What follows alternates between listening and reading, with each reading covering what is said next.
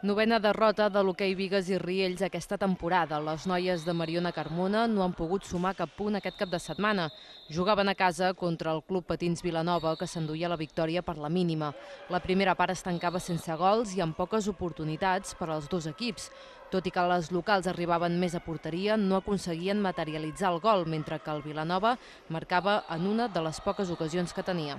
Estem jugant bé, s'està creant molt hoquei i no arriba el gol. Hem fallat un penal, hem fallat una falta directa, elles han arribat potser 3-4 vegades en perill i els hi entra una, no? Nosaltres jo crec que hem arribat moltíssim, falta ficar la pilota a dins.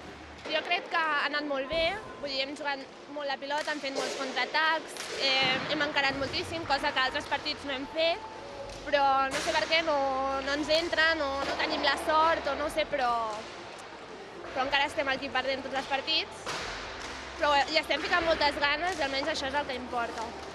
Amb aquest partit, les jugadores del Bigues han tancat la primera volta amb un dels pitjors resultats de les últimes temporades. Afronten el que queda amb optimisme i convençudes de que remuntaran la situació.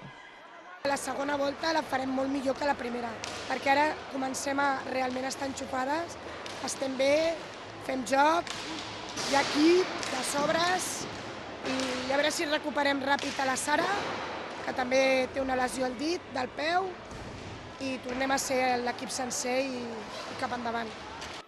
Després de 13 jornades, les vallesanes es troben en zona de descens al 12è lloc de la taula. Durant la primera volta només han guanyat 2 partits.